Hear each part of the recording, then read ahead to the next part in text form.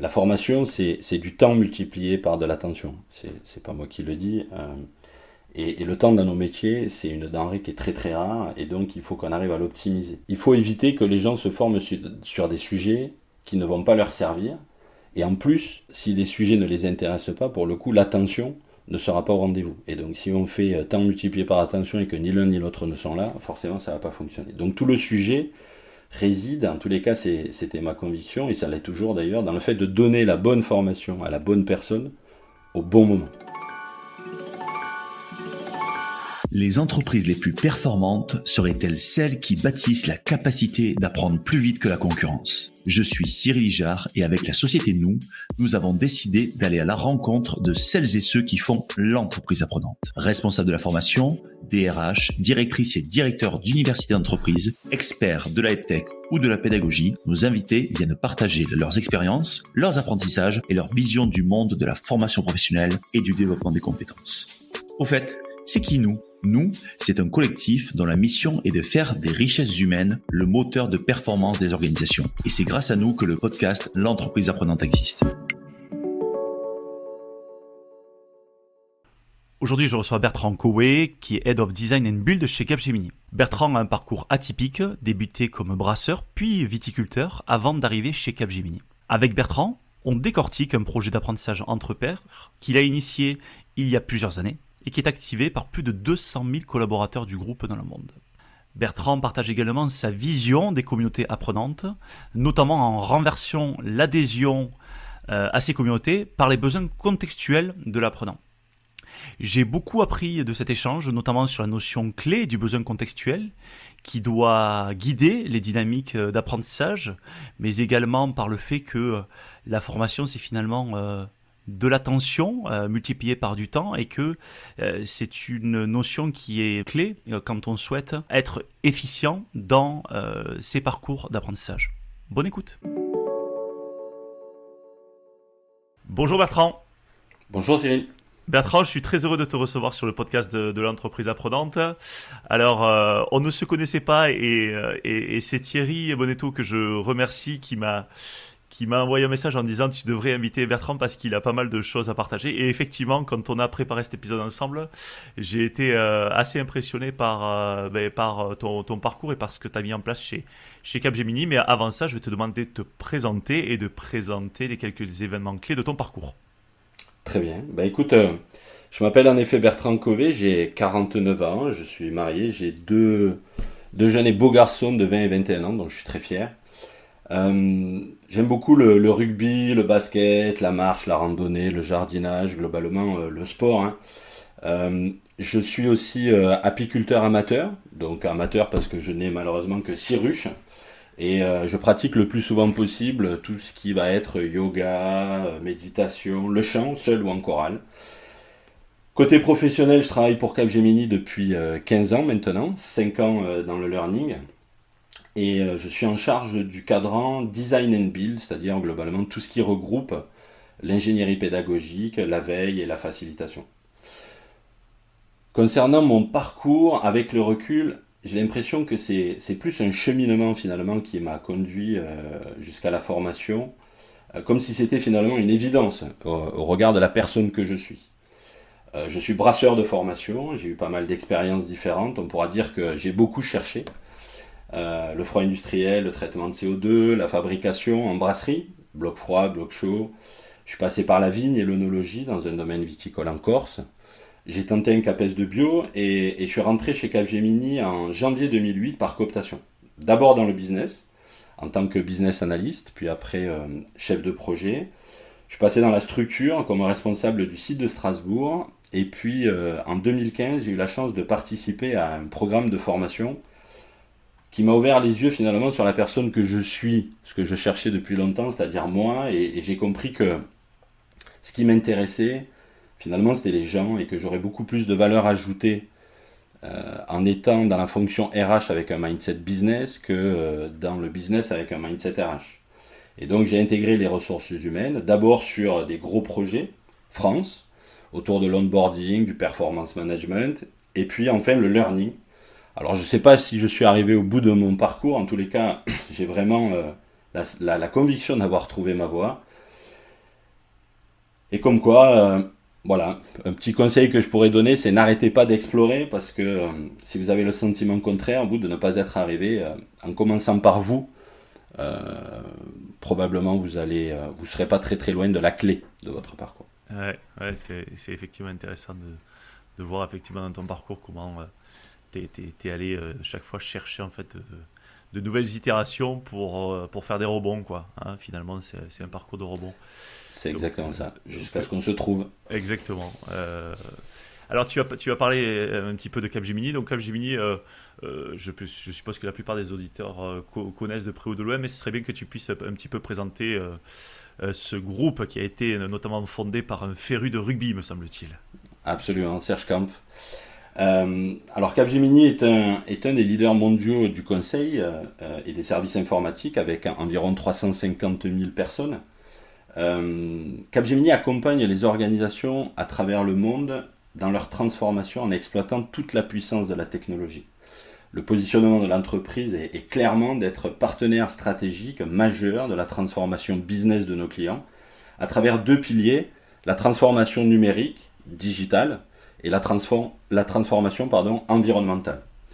Notre raison d'être, au final, qui est profondément ancrée dans l'entreprise, c'est de libérer les énergies humaines grâce à la technologie pour un avenir inclusif et durable. Hmm. Ok, très bien. Non, mais c'est important de voir à la fois ce que tu as dit sur la mission, sur le nombre de personnes. Est-ce que tu peux nous dire un petit peu plus sur la répartition alors, je pense que vous êtes dans X pays, mais Ouais. de donner un peu les grands ensembles, je pense, au niveau des pays ou au niveau même des régions, au-delà des pays, Ah, ouais. alors on est réparti sur 55 pays de mémoire. Une grosse partie en Inde, hein, plus de la moitié de nos collaborateurs sont en Inde. Hmm. Historiquement en France aussi, on est 38 000 sur la France. Et puis après, des gros pôles sur les Amériques, au niveau de l'Asie-Pacifique, etc. Je pense qu'il n'y a pas une partie du monde qui ne soit pas peu ou prou couverte. Alors plus ou moins, l'Afrique, on y est présent avec le Maroc, évidemment. La Tunisie, d'autres pays, mais peut-être pas dans tous les pays, en tous les cas pas dans tous les pays africains. Non. C'est peut-être l'endroit où on a le taux de couverture le moins important. Ok, ok. Non, mais au moins ça nous permet un peu de cartographier les positions de Capgemini dans le monde. Alors, avant de rentrer dans ce que tu as fait, moi j'aime bien, tu as parlé un petit peu de ton parcours, de cette histoire de rebond. Mm. Comment toi, tu analyses le pourquoi tu es arrivé alors peut-être que tu peux aussi rentrer dans la façon, enfin, dans ce que tu fais dans ton métier, le design and build, mais avant ça, voilà. Euh, euh, Pourquoi et comment tu es arrivé à ton métier actuel et pourquoi tu dis, et j'aimerais qu'on explore cette question, pourquoi tu dis que tu es arrivé, si ce n'est au bout du chemin, en tout cas, à la rencontre de toi-même, de ce qui te fait réellement vibrer professionnellement. La formation, hein, je pense que c'est très Ouais. très clair. Comme vous l'avez entendu, ça a pris pas mal de temps, hein, très clairement. Mais quand on analyse mon parcours, effectivement, c'était plutôt une évidence. C'est toujours plus facile à déduire quand tu arrives que quand tu démarres. Je pense qu'on est tous dans ce problème-là, mais j'ai toujours aimé transmettre, encadrer, animer, faciliter. J'ai été entraîneur de gym pendant 15 ans, j'ai été entraîneur de rugby avec un brevet fédéral, j'ai été moniteur de colo. Et au final, je recevais beaucoup de feedback sur mon énergie communicative, mon sens de la pédagogie et de l'engagement. Ce qui m'a poussé d'ailleurs à tenter un CAPES de bio, parce qu'à un moment donné, quand tu es dans la phase qui suis-je, où vais-je, dans quelle étagère, tu testes un peu tout. Mais le vrai déclencheur, c'est de l'avoir expérimenté. Et au final, j'ai eu la chance d'animer des parcours d'onboarding réalisés sur notre campus Serge Kampf-les-Fontaines à Chantilly. Et les échanges que tu peux avoir avec les collaborateurs, la transmission, le partage avec des groupes de plus de 100 personnes qui te renvoient une énergie de dingue, émotionnellement, je pense que j'ai jamais vécu quelque chose d'aussi extraordinaire. Et j'ai compris que finalement, mon moteur, c'était ça. C'était vraiment ça. Alors il est fort probable que ma manager de l'époque l'ait ressenti, puisque c'est elle qui m'a orienté vers le learning, et aujourd'hui, franchement, je m'éclate. À la fois par rapport à déjà la place que le learning a pris dans les entreprises, et donc le côté stratégique du sujet dans les entreprises, et donc la vision et la nécessité de se remettre en question en permanence sur le sujet, mais par toute l'énergie que ça peut déployer et ce sentiment d'apporter vraiment de la valeur ajoutée aux autres. Ce qui m'importe le plus, je pense que c'est vraiment les gens, quoi. Voilà. Ok, et quand tu as démarré, parce que là tu en parles maintenant, parce que ça fait, tu as dit depuis 2015 où tu es entré dans la fonction RH, puis ensuite dans la fonction learning, mais quand tu démarres dans la fonction learning, tu nous as parlé que tu avais déjà finalement cette appétence pour la pédagogie, la transmission, la facilitation. Quelles étaient finalement tes intuitions sur le métier, sur la façon de former? C'était quoi? Tu vois, tu n'avais pas encore... Tu avais d'autres expériences qui finalement, tu les avais incrémentées, hein, que ce soit entraîneur de rugby, moniteur de colo, tout ce genre de choses. Ce sont des expériences aussi de partage, de cadre, de transmission. Quelles étaient finalement ces intuitions qui t'ont peut-être pas quitté d'ailleurs et que tu as pu confirmer? Alors je dirais que des frustrations déjà, parce qu'effectivement, en tant que responsable de site, mais on y reviendra probablement, j'étais confronté au learning, et donc un certain nombre de frustrations et des convictions assez fortes sur deux sujets au moins. La première, c'était la nécessité pour la formation d'être beaucoup plus learner-centrique.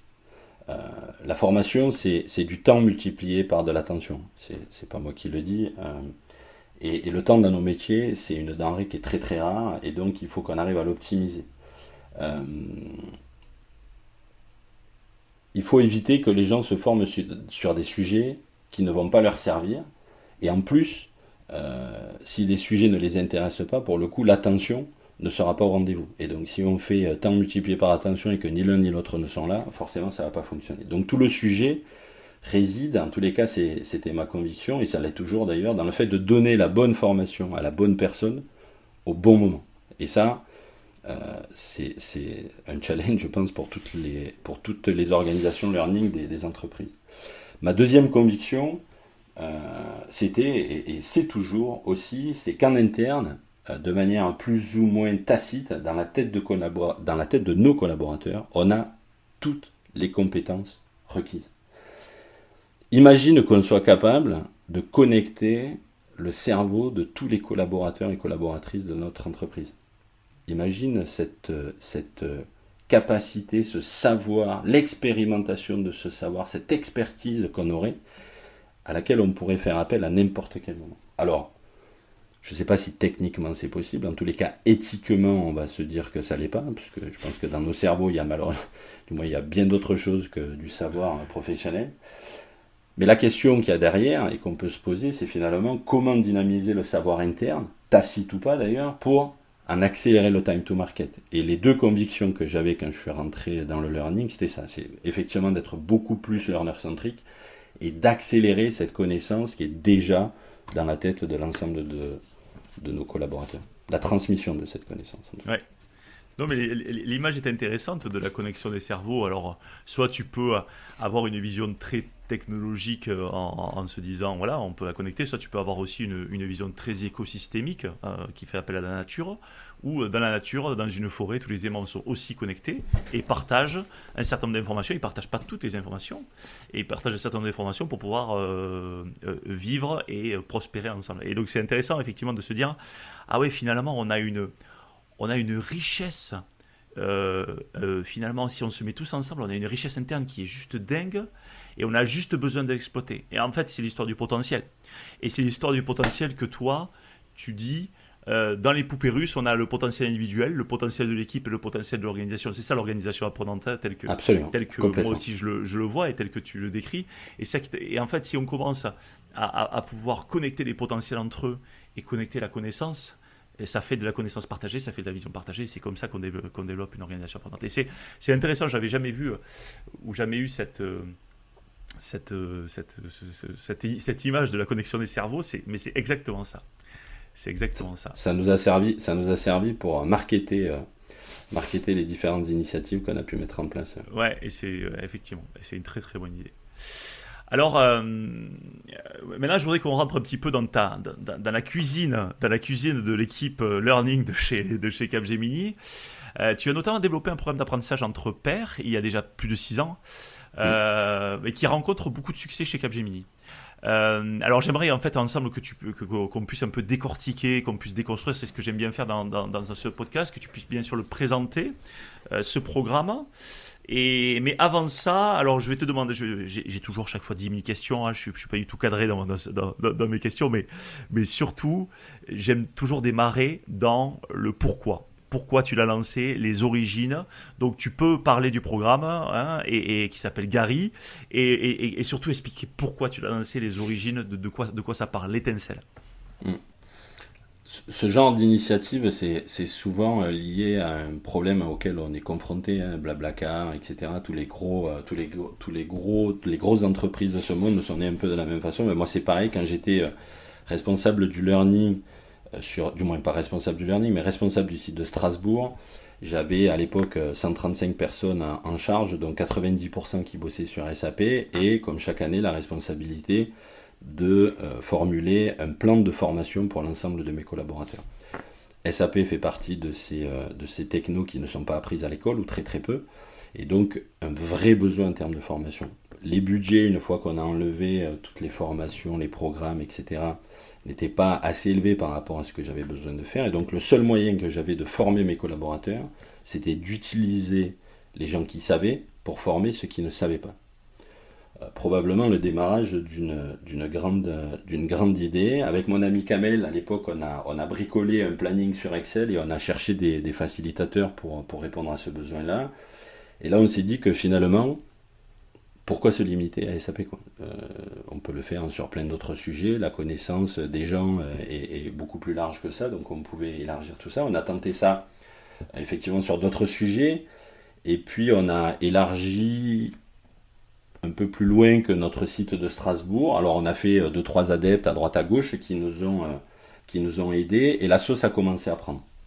Sur ces entrefaites, dans le programme de formation dont je vous ai parlé tout à l'heure et qui a un peu bouleversé mon orientation de carrière, on était avec mon équipe internationale en charge d'une brique à casser qui était comment transformer le learning afin de l'aligner avec la transformation des gens. On est dans la migration des générations X, Y, Z, etc. Donc la question, c'est comment on adapte le learning, et j'ai proposé qu'on réponde à cette question-là en s'appuyant justement sur cette approche naissante de peer-to-peer. Alors, elle était à l'époque tout à fait naissante.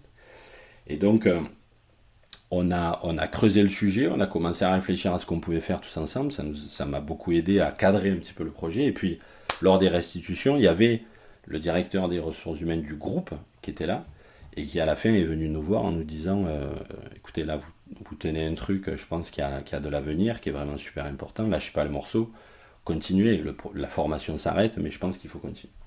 T'imagines que moi il m'en fallait pas plus pour me lancer, et donc on est parti, alors avec les moyens du bord, hein, on a essayé de monter une application pour supporter ce truc là. On a travaillé avec des stagiaires qui étaient répartis un peu partout en France, avec un responsable technique qui était au Maroc, etc. Donc on a utilisé bien avant le Covid les moyens distanciels qui étaient à notre disposition pour pouvoir avancer un petit peu. Et puis on a personnifié notre approche peer-to-peer en l'appelant Gary qui est ni plus ni moins qu'une acrostiche qui veut dire Give and Receive to Improve. Ça nous a beaucoup fait rire parce qu'on a fait tout le marketing autour de ça, justement. C'est Who's that Gary? Qui c'est ce Gary? Et donc on a développé petit à petit cette approche, on l'a perfectionnée, et aujourd'hui on est très très fiers parce qu'on a atteint 200 000 utilisateurs sur les 350 000 qu'on est, c'est plutôt pas mal. On fait entre 10 et 35 sessions par semaine. On a une appli web qui est à la fois responsive, qui est SSO, et qui est fondée sur 3 piliers. Et là, pour le coup, on a essayé de les secouer. Beaucoup ont essayé de les secouer depuis le début, mais sans y arriver. Le premier, c'est zéro contrainte. C'est-à-dire que tout le monde peut partager sur n'importe quel sujet sans contrainte, sans modération. Le deuxième, c'est zéro silo, c'est-à-dire que toutes les sessions qui sont faites sont visibles de tout le monde. C'est chaque utilisateur qui va filtrer l'information qu'il veut voir ou pas. Et le troisième, c'est pas de stockage. Il ne s'agit pas de refaire une plateforme de knowledge management statique. L'idée, c'est de dynamiser, de contextualiser le savoir pour justement faciliter ce passage et ce time to market. Juste avant, je fais une pause parce que je sais que tu as plein de choses à dire là-dessus. J'ai une question. Quand tu dis, quand on démarre, parce que ça c'est très intéressant, parce que moi je me mets à la place des gens qui nous écoutent. Bon, ok, Bertrand il travaille chez Capgemini, 350 000 personnes.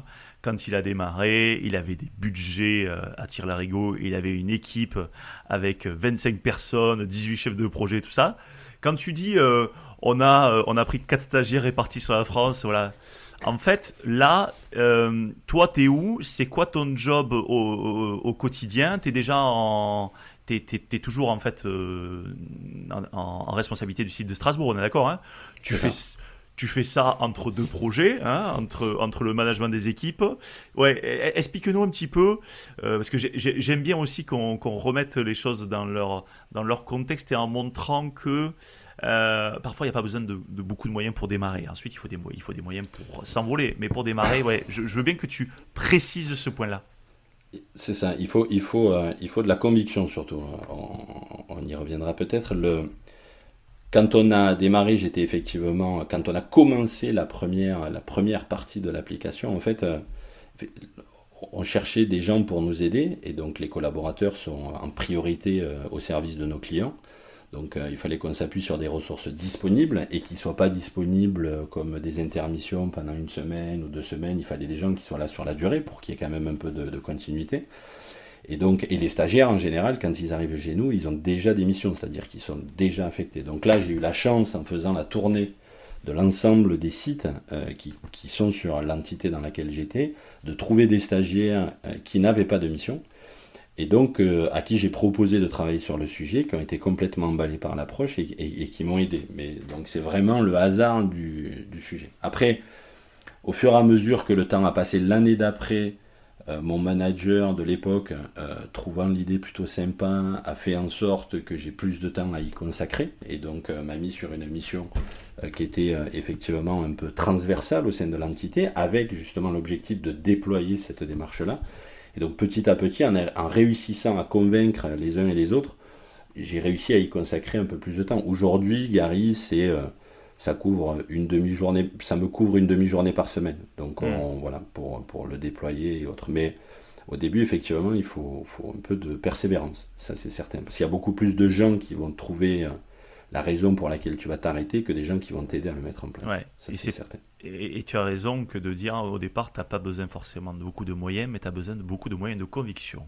De conviction. Après, on a des valeurs chez Cap qui sont liberté, audace, etc. Et je pense qu'on a l'avantage, et pour le coup, j'en ai vraiment la conviction très profonde, de travailler dans un environnement qui nous permet ça. C'est-à-dire qu'à partir du moment où on a cette persévérance et ces convictions, aujourd'hui, on trouve toujours des gens qui vont nous aider à. Ok. Forcément, comme partout, on trouve des gens qui vont te dire que c'est compliqué, que c'est machin, qui vont te démotiver, mais tu trouves toujours des gens qui vont t'aider, et ça, c'est génial. Et donc, tu as commencé à présenter Gary en donnant notamment les 3 piliers, pas de contraintes, pas de silos, pas de stockage.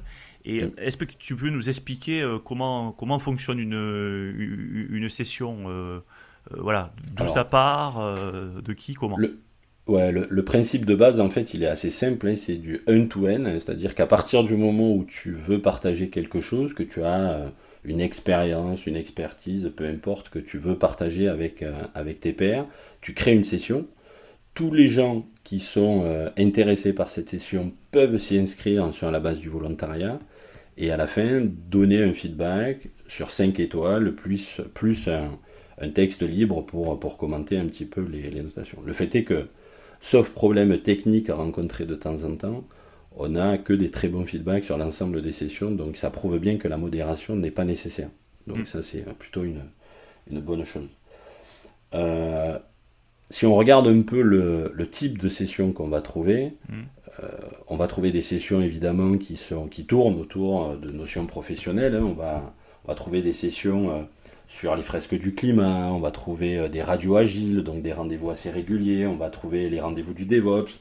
On a même le juridique chez nous qui a mis en place une legal hour pour une permanence pour permettre de répondre aux gens et potentiellement de réduire la contrainte d'être disponible en permanence, etc. On a des programmes d'accompagnement à la certification, des gens qui se sont certifiés, qui se sont dit, bah, tiens, je vais transmettre mon savoir et la manière dont je m'y suis pris pour accompagner d'autres personnes, donc ça aide. Sur l'agile, sur le cloud, etc. On fait des formations sur nos outils, sur les différentes technos, etc. Et puis, on a des formations que je qualifierais de non professionnelles, qui sont plus liées, alors on va trouver l'art de la lecture, on a même quelqu'un qui a fait un partage d'expérience sur le don d'organes, tu vois, qui a donné un rein et qui a voulu partager son expérience avec d'autres parce qu'il considère que c'est quelque chose de super important. Donc, finalement, il n'y a pas de limite dans le partage. Et je pense qu'on aurait tort de vouloir créer des barrières là-dedans. On peut partager tout et on n'a pas besoin d'être des experts pour partager quoi que ce soit. Voilà. Ouais, et ça on va y revenir, je pense que c'est important de se dire tout le monde a quelque chose à apprendre et tout le monde a quelque chose à transmettre. Et dans le format, c'est-à-dire moi je suis collaborateur de chez Capgemini, j'ai envie de partager quelque chose. Je suppose que j'ai quelques outils pour permettre de le partager à la communauté. Et ensuite, comment je prépare, comment ça se passe, est-ce que j'ai besoin de faire un support ou si j'ai pas envie, j'en fais pas. Tu fais rien. Tu fais rien. Tu fais comme tu veux, exactement. C'est-à-dire que on utilise les outils du groupe, donc que ce soit Teams, Outlook, etc. Et pour le coup, si tu veux faire un support, t'en fais un. Il n'y a pas de template particulier. Si tu veux juste faire un partage, on a fait des sessions sur pratique ton français, par exemple.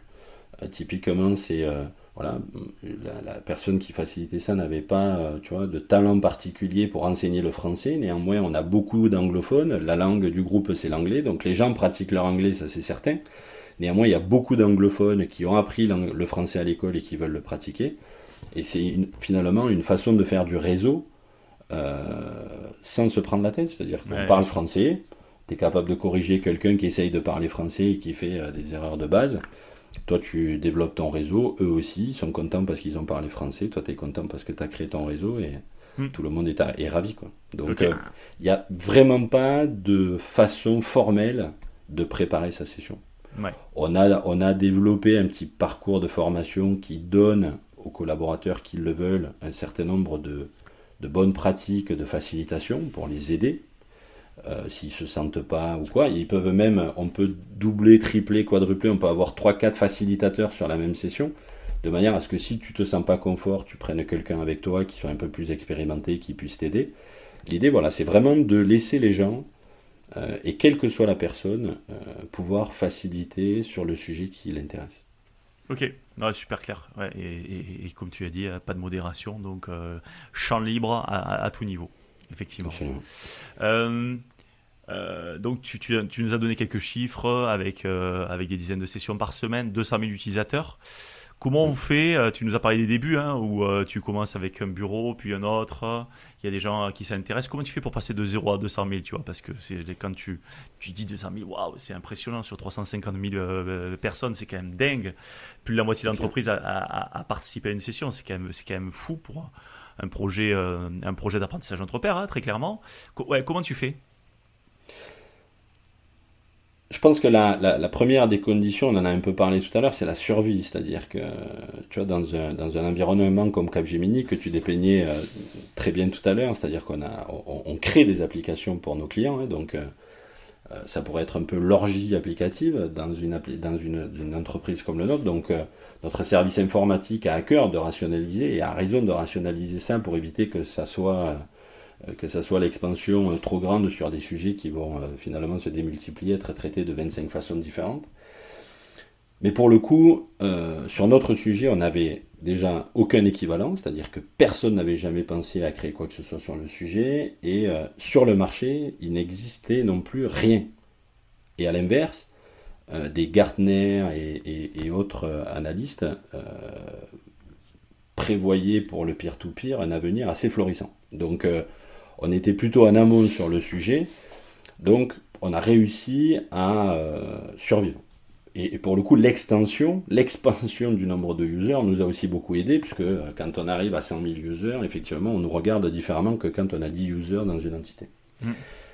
Les conditions de l'extension elle-même, je dirais que la première, c'est la confiance, qui aussi fait partie de nos valeurs. Hein. C'est la confiance des bonnes personnes au bon moment, qui vont te mettre en face des autres bonnes personnes au bon moment, et qui vont t'aider à obtenir les budgets dont tu as besoin pour pouvoir avancer. Et ça, aujourd'hui, voilà, je pense qu'il y a 2-3 personnes qui se reconnaîtront, mais que je remercie énormément de m'avoir aidé sur ce parcours. Et puis, à un moment donné, dans ces personnes-là, on a l'université, qui est notre global learning, le learning monde, qui a très vite compris l'intérêt de l'approche, dans une approche learning globale, dans une vision de learning organisation, et qui s'est dit, tac, là-dessus, on va capitaliser.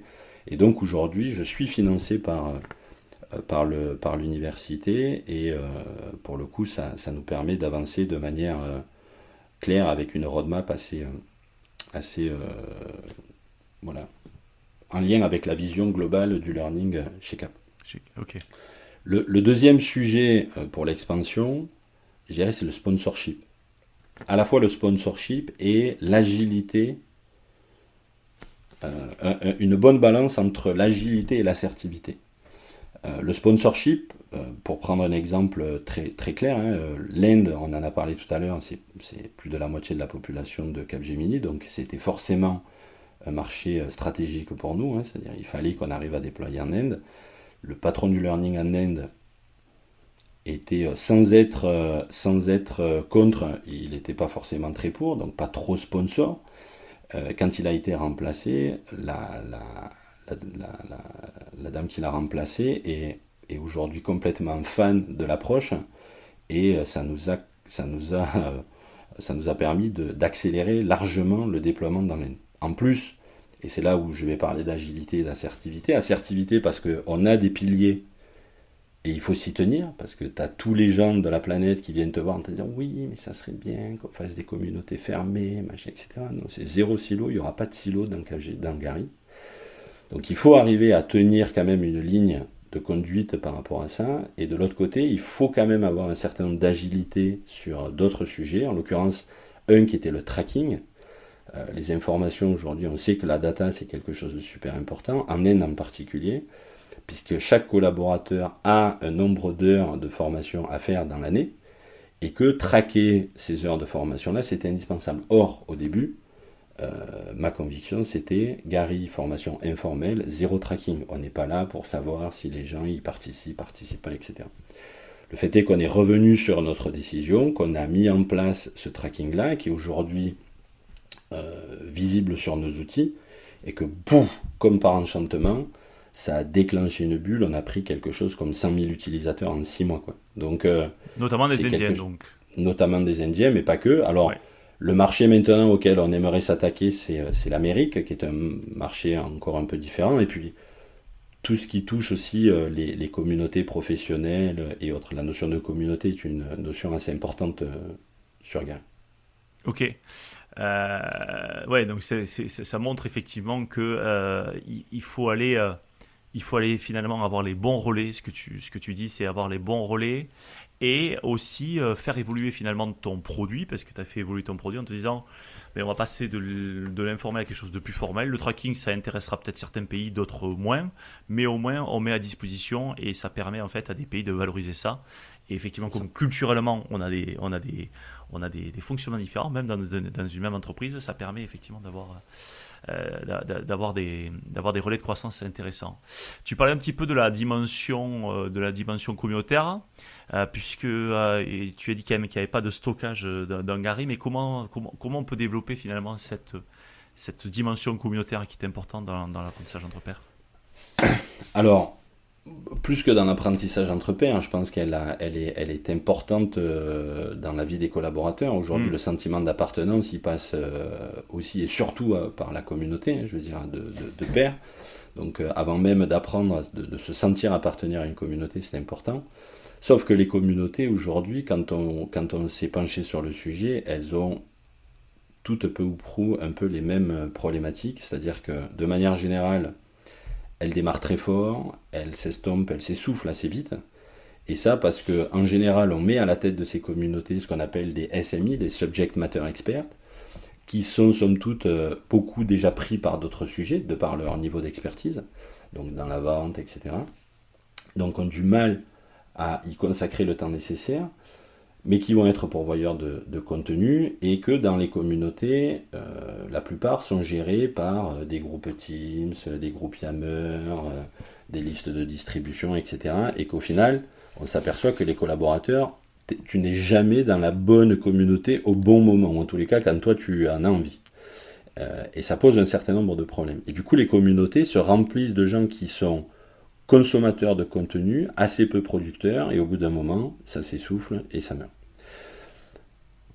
On s'est dit, bon, on va essayer d'avoir une approche un peu différente. Alors, on n'a pas révolutionné non plus, on est parti sur quelque chose, sur du bon sens, et j'aime bien, parce que souvent le bon sens commun nous permet de faire des choses assez claires.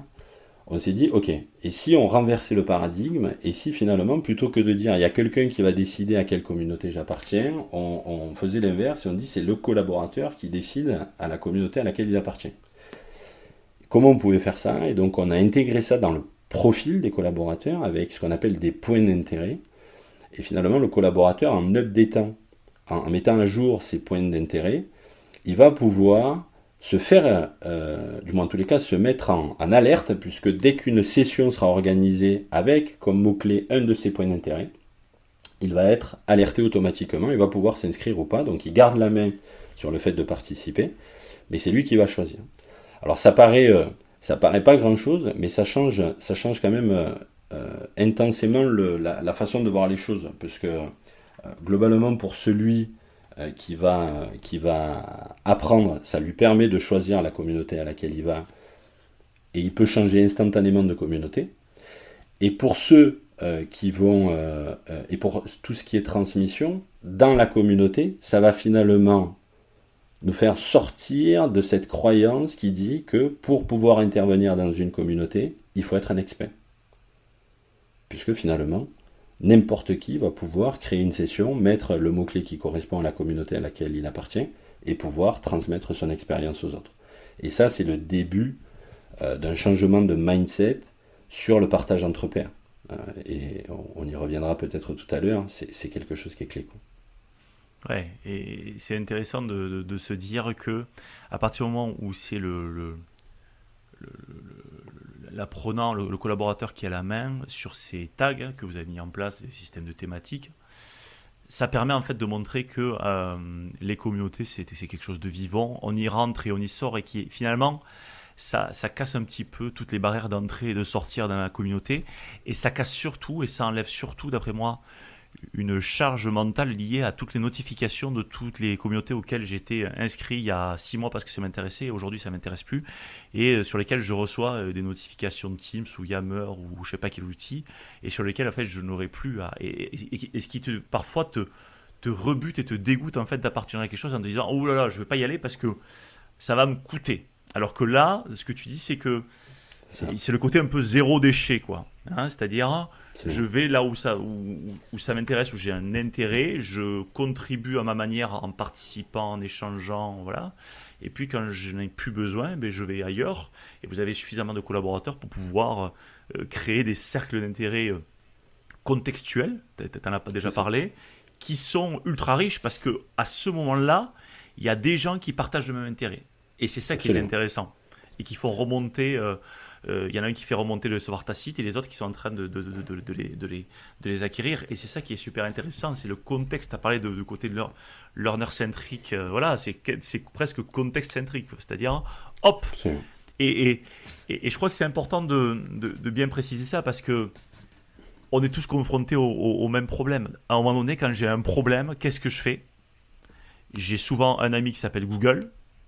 Et j'ai souvent une contrainte qui s'appelle « Ouais, je suis dans ma boîte, mais à qui je vais demander ?» Et là, vous avez finalement mis en place Gary, qui permet en fait de questionner et d'avoir un outil qui t'aide, qui est un appui pour pouvoir questionner des sachants, ou en tout cas des gens qui peuvent peut-être t'apporter un certain nombre de réponses. Donc c'est ça qui est intéressant. Ah, absolument. Pour résumer ce que tu disais, c'est que la communauté, c'est ni plus ni moins que l'ensemble des gens qui sont intéressés par un sujet à un instant donné. Et donc ça peut être des communautés professionnelles liées au rôle, mais ça peut être des gens intéressés par la vie des abeilles, ça peut être des gens intéressés... À partir du moment où ça te permet de créer du réseau et de créer de la dynamique de savoir, tout le monde est gagnant. Donc ça, c'est une évidence. Ouais, et puis... Pour le coup, juste pardon, pour répondre à ce que tu disais sur le fait que quand j'ai besoin d'une information, finalement, je ne sais jamais trop à qui m'adresser. Alors, au-delà du processus que je t'ai décrit tout à l'heure, qui est de dire je vais partager par le biais d'une session mon savoir avec les autres, on y a intégré d'autres fonctionnalités aussi. C'est-à-dire que si je n'ai pas le savoir et que j'en ai besoin, je peux créer une request. Les gens qui ont la compétence requise vont être stimulés pour pouvoir répondre à cette request, soit sous le format d'une session, et tous les gens qui seront intéressés par la request vont pouvoir s'associer à cette session-là, soit directement par une question un peu à la mode Stack Overflow, qui est plutôt une plateforme bien connue des développeurs, mais qui est en mode question-réponse. C'est-à-dire qu'il n'y a pas besoin de créer une session. Je pose une question, il y a des gens qui vont répondre. Celui qui a posé la question va identifier la réponse qui lui semble être la plus appropriée, et puis il va y avoir une petite gamification autour de ça. Donc on est vraiment dans cette mise en contact des gens qui savent, pour aider ceux qui ont besoin de savoir. Voilà. Ouais, et ça c'est super intéressant. C'est cette notion que quand on a préparé le podcast, tu m'en parlais de circuit court. Hein. Je vais te laisser juste faire le lien du circuit court entre l'alimentation, l'agriculture et la formation. Est-ce que tu peux nous en parler? C'est assez facile à comprendre quand on en parle sur l'agriculture, l'alimentation, etc. On voit les producteurs, on voit les consommateurs, on voit tous les intermédiaires, grandes surfaces, etc. qui viennent transformer, vendre en gros ou en petit les produits qui sont faits par les autres. Et toute cette dynamique est en train de s'installer de plus en plus avec des circuits courts du producteur au consommateur. Et on se dit finalement, il y a beaucoup moins de déperdition, beaucoup moins de transformation. Aujourd'hui, moi j'ai la conviction que c'est globalement la même chose dans le learning. Si on regarde un peu le learning and development, aujourd'hui, en tous les cas ma vision, c'est que c'est un peu l'intermédiaire entre ceux qui savent et ceux qui ont besoin de savoir. C'est-à-dire on se dit, ok, on va prendre ton savoir, on va le matérialiser sous forme d'e-learning, on va l'intégrer dans une expérience apprenante plus ou moins complexe avec de l'expérimentation, des quiz, des trucs, etc., qui vont permettre de finalement développer une expérience apprenante intéressante, mais qui risquent à un moment donné, effectivement déjà d'en augmenter le coût, ça c'est certain, potentiellement d'altérer l'intégrité de l'information de départ, en tous les cas de la décontextualiser, ça c'est certain, puisqu'elle devient asynchrone, donc ça devient un peu plus compliqué, et puis potentiellement qui va en tous les cas réduire la fraîcheur de l'information, au sens augmenter le time to market entre le moment où l'information est acquise, où le savoir est acquis par celui qui l'expérimente et ceux qui vont en profiter derrière. Et donc si on veut améliorer ou réduire, transformer ces approches qu'on a dans l'agriculture, dans le learning et réduire le circuit, il faut mettre directement celui qui a le savoir aux côtés de celui qui en a besoin, de manière à ce qu'il puisse le consommer brut, contextualisé, etc. C'est jamais plus goûteux que quand vous parlez avec le producteur de la manière dont il a produit son fromage, son vin, vous avez déjà envie d'en manger, alors que quand vous allez dans une grande surface, c'est quand même assez impersonnel, quoi. Donc je pense que la métaphore est assez facile à comprendre dans le cadre du learning. Ouais, clairement. Effectivement, le poisson frais qui est tout juste sortir de la criée, je pense qu'il est plus goûteux. Et surtout, il y a cette capacité ensuite de digestion qui est meilleure que le poisson qui a peut-être vécu pendant quelques centaines de kilomètres dans une chambre froide et qui arrive et qu'il se retrouve sur un étal et puis sur un autre et puis dans ton assiette et tu sais pas exactement d'où ça vient, donc le contexte et tout ça. Effectivement, on voit bien le lien avec le learning. Même si je remets pas en question du tout le professionnalisme de tous les intermédiaires, non, bien sûr, et il en faut. Mais c'est vrai que le parallèle est quand même assez intéressant. Le parallèle est assez intéressant sur cette capacité de transmission et de contextualisation, encore une fois. Tu nous as parlé donc pas mal de Gary, qui est un projet qui a déjà 6 ans. Quelles sont pour toi les limites un peu du modèle de Gary? Qu'est-ce que tu vois à quoi tu t'es retrouvé confronté ou tu t'es retrouvé confronté? Alors aujourd'hui, je pense que la limite principale au-delà du sponsorship dont on parlait tout à l'heure, hein, c'est une limite qui est liée au mindset des gens, c'est-à-dire sur cette capacité à se sentir légitime de partager, euh, de finalement enlever les barrières que chacun se met sur sa route. Hein. 90% des barrières qu'on a sur notre chemin, c'est nous qui les mettons, hein, comme s'il n'y en avait pas assez déjà mises par les autres.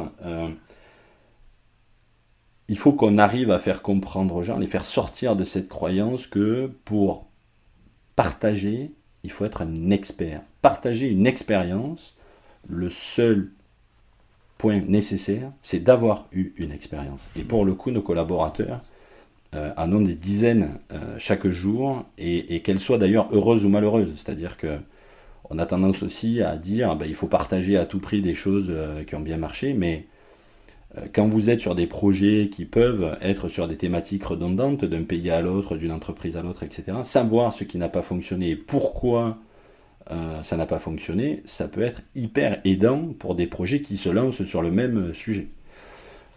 Dans les expériences, je me rappelle une petite anecdote juste pour illustrer ce que je disais. Quand on présentait Gary au tout début, je discutais avec une assistante qui était en alternance chez nous, une assistante RH qui était en alternance et qui me disait « Mais attends, mais moi...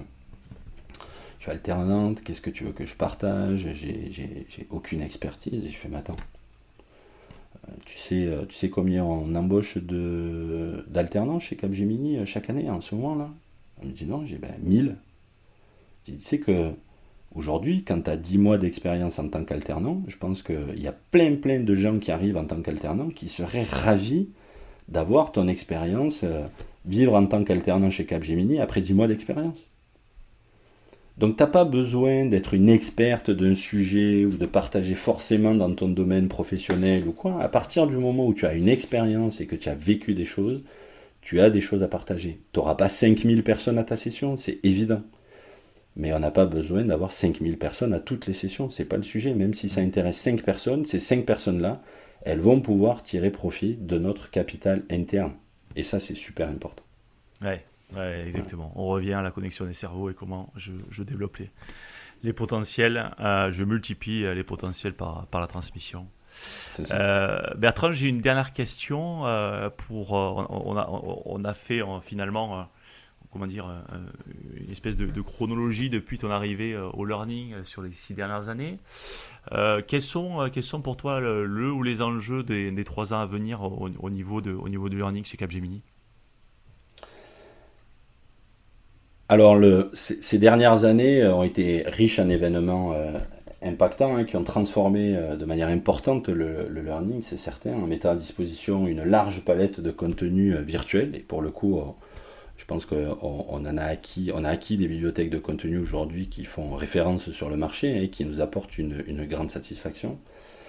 On a donc fortement accéléré dans la digitalisation du learning, mais tout en restant vigilant sur la dimension humaine de ce dernier, car tout ne peut pas être digital. On a gardé le distanciel, voire le présentiel là où c'était nécessaire. On a favorisé la transmission et le partage entre pairs, on l'a vu avec Gary, pour mettre un maximum de contexte dans tout ce savoir.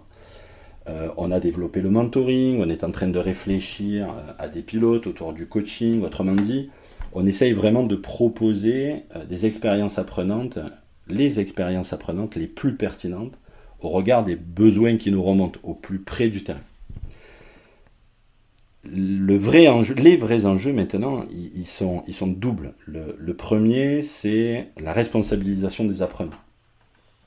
La formation, en particulier dans nos métiers, n'est plus une option. C'est une obligation. Pour se tenir à la pointe, on est obligé. Il est donc important que, de manière proactive, les collaborateurs comprennent et intègrent au cœur de leurs opérations la nécessité de se former et de développer leurs compétences.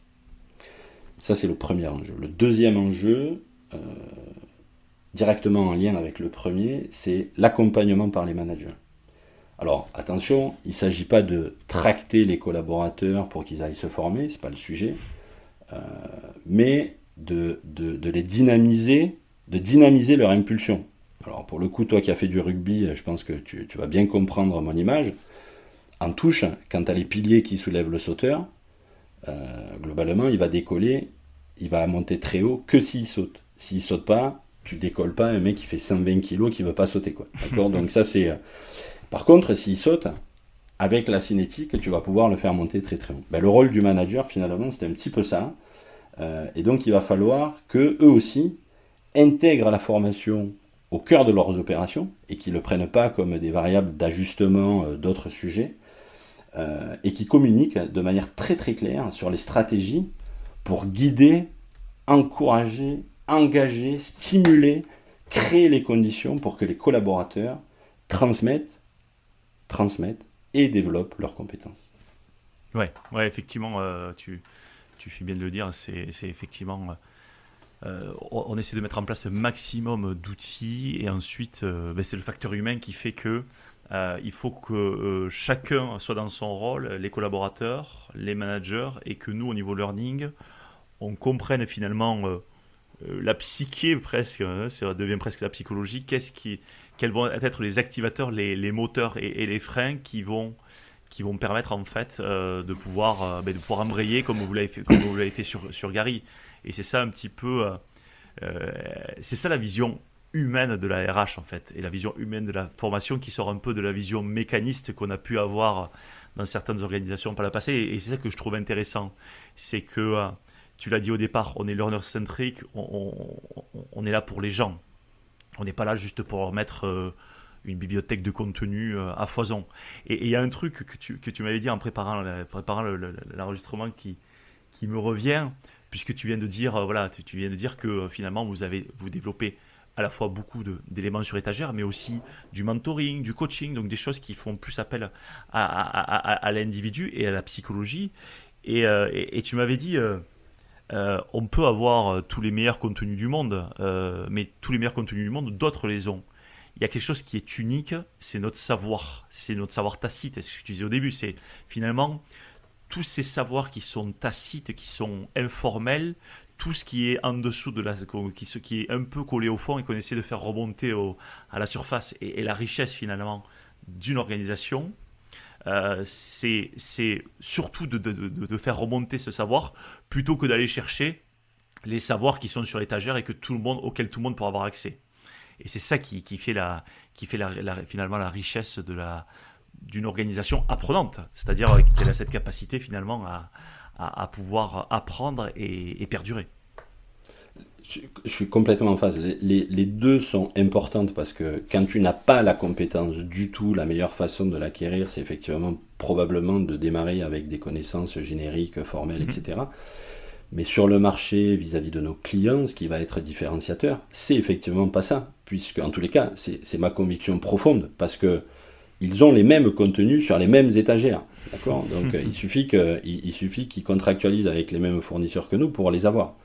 Ce qui va faire la différence, c'est ce savoir tacite, expérimenté, coloré avec l'ADN de Capgemini, qui va faire toute la différence. Si aujourd'hui Capgemini est reconnu comme un partenaire par l'ensemble de nos clients, c'est qu'il y a un ADN qui est spécifique. Et c'est ça qu'il faut qu'on arrive à transmettre pour que le savoir soit efficace et différenciateur. Et aujourd'hui, je pense que c'est un des gros sujets des années à venir. Et on le voit déjà sur des solutions qui commencent à poindre. Hein. Tu as reçu, et c'est d'ailleurs comme ça que je l'ai connu, Diane Laine qui a mis un outil en place qui s'appelle WAP ou ERPIR. On est en train de regarder comment déployer ce genre d'outil aussi chez nous en parallèle de Gary pour faire du peer-to-peer, non pas de 1 à N mais de N à N. On est vraiment, je pense que le groupe est en train de prendre conscience de tout ça et petit à petit c'est en train de se mettre en place. Ok, mais c'est intéressant effectivement, et ça fait le lien avec l'épisode de Diane et j'invite les collaborateurs, les auditeurs à aller et les collaborateurs d'ailleurs de Capgemini à aller écouter cet épisode. Bertrand, merci beaucoup, c'était très riche et merci de nous avoir ouvert l'arrière-cuisine de l'équipe Learning. J'ai appris plein de choses et puis on a pris un certain nombre d'images et parfois les images ça nous permet de mieux comprendre les projets, les concepts, et ça c'était très intéressant. Donc merci pour tout cela Bertrand, et puis je te dis à très bientôt. Merci Cyril pour cette invitation, à très bientôt.